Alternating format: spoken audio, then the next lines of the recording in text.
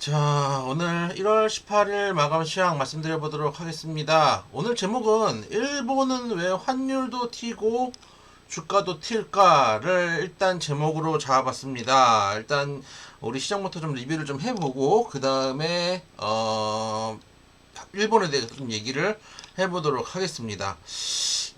일단 우리 시장 오늘 하루 종일 지지부진한 흐름이었습니다. 설 연휴 전에는 항상 그렇습니다. 특히 오늘까지, 어제도 말씀드렸지만 오늘까지 주식을 매도해야지 내일 현금으로 쓸 수 있습니다. 조카들 용돈, 세뱃돈 주시려면은 오늘까지 시간 외에서라도 매도를 하셔야지 돈을 쓸 수가 있다 라는 말씀을 좀 드리고, 그러다 보니까 조금 시장이 지지부진합니다. 항상 그렇습니다. 연휴를 앞두면 좀 그렇고, 또 이제 돈 뽑는 것도 뽑는 건데 우리가 이제 월화를 쉬잖아요. 그러면은 불확실성이 있죠.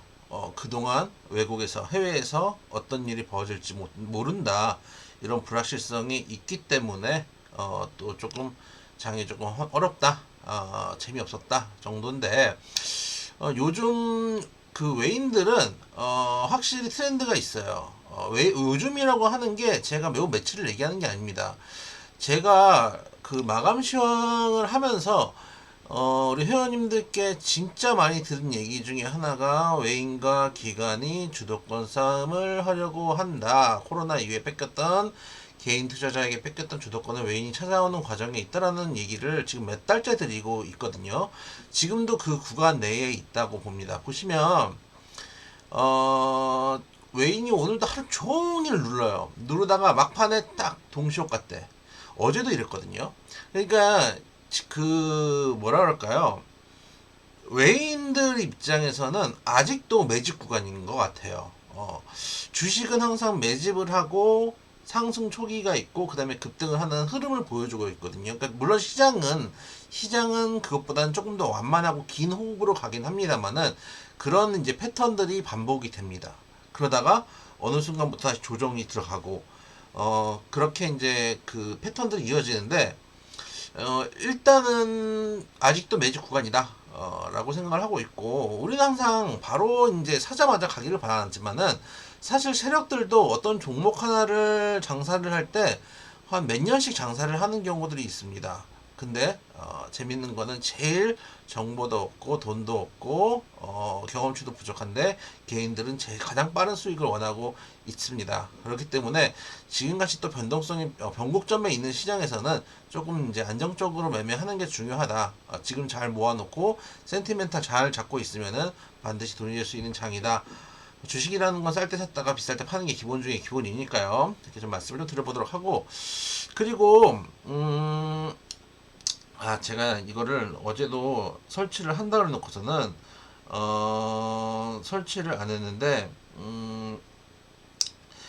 일단 그 오늘 환율을 좀 얘기를 좀 해볼까, 말씀을 좀 드려볼까 싶어요. 무슨 얘기냐? 오늘 그 BOJ에서 단기금리를 0.1%, 장기금리를 0%로 유지하는 현행 금융 정책을 유지하기로 했고, 10년물 국채금리도 변동 허용폭을 0.5% 유지. 즉, 요 며칠 동안 일본 BOJ 때 정책 회의 때 이제까지의 YCC를 포기하는 거 아니냐, 일드컵 컨트롤을 포기하자는 거 아니냐 라는 이야기도 있었는데, 일단 완화적 스탠스를 유지했다라고 결론을 보시면 되겠습니다. 완화적 스탠스를 유지했다. 근데 환율이 튀고 주식도 튑니다. 오늘 일본 시장의 장중 환율이 2%가 넘게 올라갔어. 지금 140엔 넘게 올라갔다가 지금은 여기에서는 지금 조금 내려와 있는 상황이고, 일본 주가도 2.5% 정도 상승을 해서 마감을 했습니다. 그러면 우리의 상식선하고 좀 달라지는 거 아닌가요? 왜냐면은 여기서 써보도록 할게요. 제가 이걸 세팅을 돌리는 프로그램이 지금 업데이트가 돼가지고 세팅을 다시 해야 되는데, 여기다 써보도록 하겠습니다. 글씨를 크게. 자, 우리 상식 30도 뭔가 작은 것 같아요. 좀 더 크게. 우리 상식은 뭐예요? 환율 상승 이코르 주가 하락. 환율 하락 이코르 주가 상승 이렇게 생각을 하잖아요. 근데 제가 전에도 말씀드렸지만은 꼭 이게 통용되는 건 아닙니다. 우리가 통상 이렇게 생각하는 이유는 왜 이렇게 생각을 하느냐부터 말씀을 좀 드리면은, 자, 환율이, 우리도 예를 들면 주가를 살 때 지금 10,000원짜리 종목을 15,000원, 20,000원 된다고 생각하니까 주가를 사는 거잖아요. 그럼 지금 달러를 투자한다는 관점으로 한번 볼게요. 달러를 투자한다는 관점으로 봤을 때는, 예를 들어서 이 달러가 지금 1,000원인데 나중에 1,200원이 되고 1,500원이 된다고 생각해야지 달러를 투자할 거 아닙니까? 근데 투자를 할 때 어떻게 생각하죠? 그러니까 여러분들이 항상 제가 하지 말라고 말씀드린 것 중에 하나가, 완전 바닥에 사서 완전 고점에 판다, 이런 생각을 하지 마셔라. 하기도 힘들다, 할 수도 없다 라는 말씀을 많이 드리는데, 마찬가지입니다. 달러 트레이더 같은 경우는 훨씬 더 일반 주식 투자자보다 훨씬 더 많이 교육을 받았고 또 많이 공부들을 한 입장이기 때문에, 그런 입장들을 좀 생각을 한다면은 추세가 중요하다는 걸 잘 알고 있거든요. 그래서 통상 바닥 변곡점에 사는 게 아니라 여기서 올라가는 걸 확인하고 사요. 즉 상승 추세를 확인하고 산다는 얘기예요. 그러면은 환율이 상승하는 추세다. 즉 1,000원인 환율이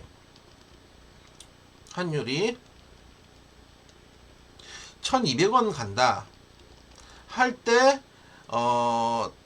이 추세를 보고 사람들이 달러를 사죠.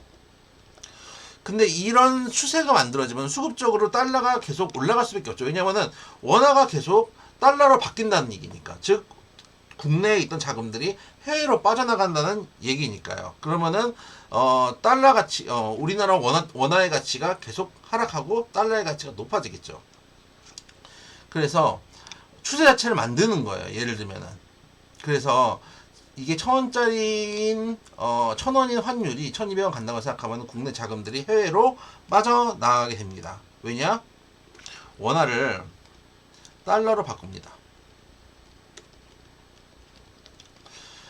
왜냐하면 1,000원짜리가 1,200원이 될 거니까. 나중에 1,200원 됐을 때 다시 원화로 바꾸면은 1달러가 1,000원이었다가 1달러가 됐다가 나중에 이게 1,200원이 될 거 아니에요.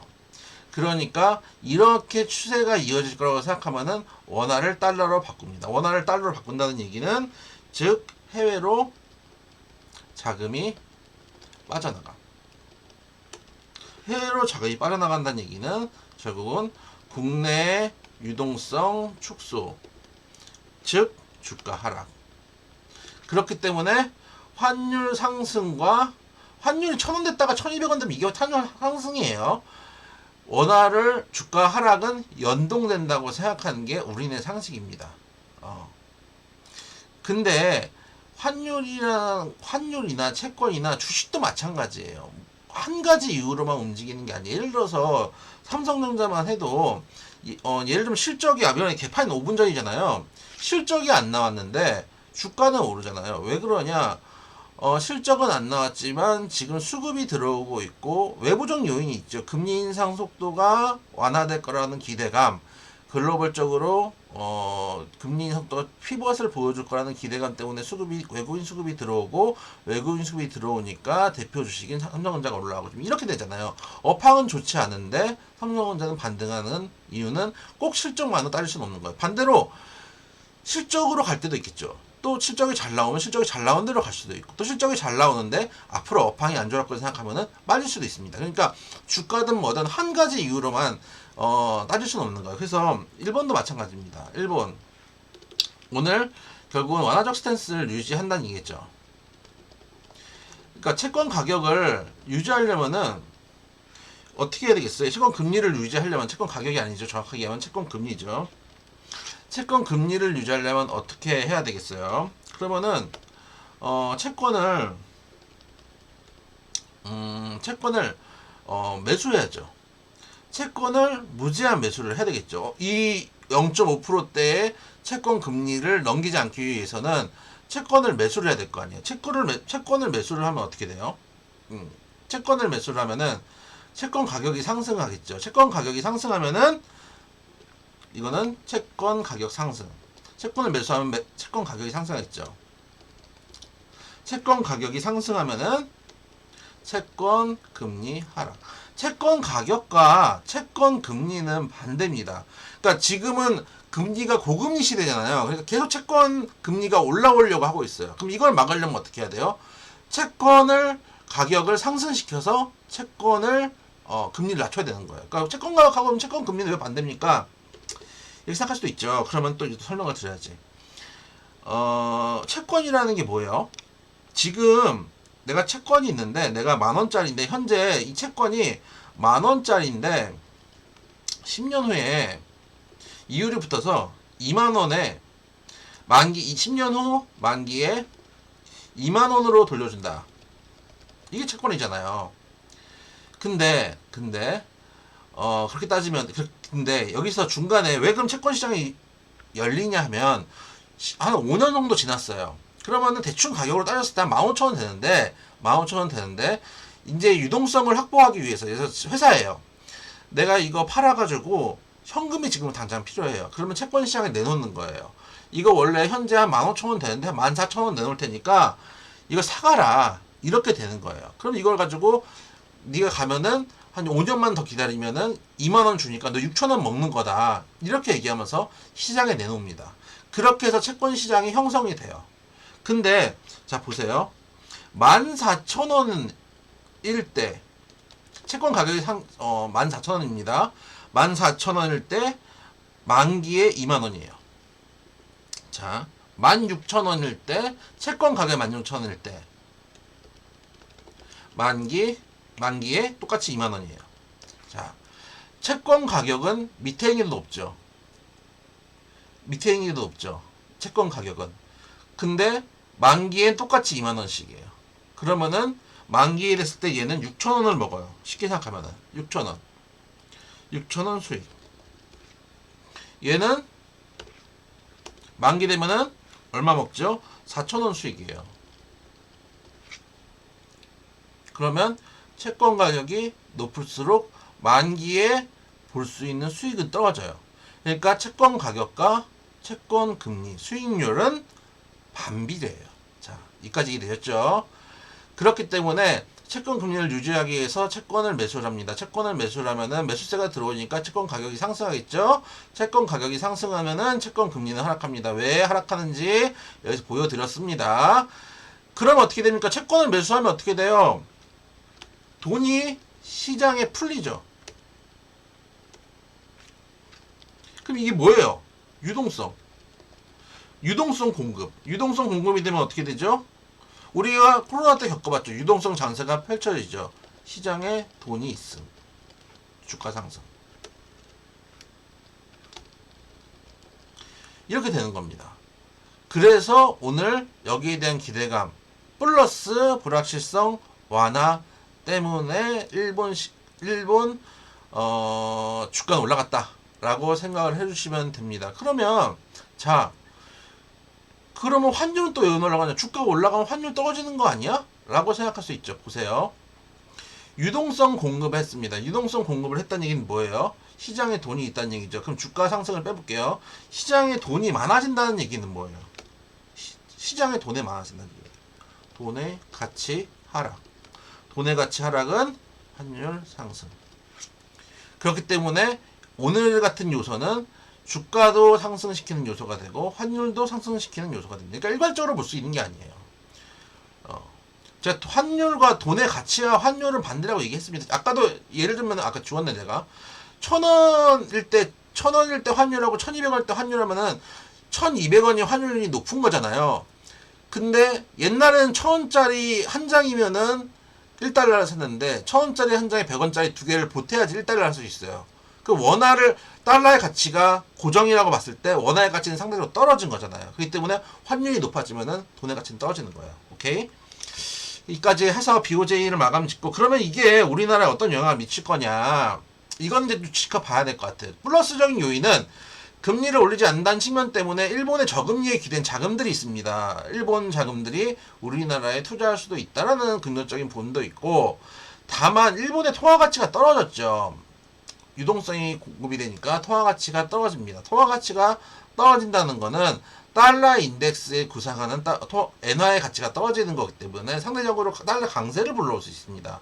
상대적으로 달러 강세가 일어나면은 우리나라의 환율이 올라갈 수 있습니다. 환율이 올라갈 수 있다는 것은 부정적인 부분입니다. 어느 게 더 강할지는 조금 더 지켜봐야 됩니다. 지켜봐야 되기 때문에 지금 당장 어떻게 딱 잘라서 얘기할 수 있는 부분은 아니고 일단 종립기간을 받고 본다 정도로 이야기를 해보도록 하겠습니다. 자, 오늘 마감 시간 여기까지 하고요. 또 우리 회원님도 궁금하신 거 듣다가 오늘 좀 얘기가 어렵죠. 채권 얘기 나오고 환율 얘기 나오니까 어려우신 거는 저희 정혜원방에다 남겨주시면 다시 한번 설명을 해드릴 테니까 남겨주셨으면 좋겠다는 말씀도 드리도록 하겠습니다.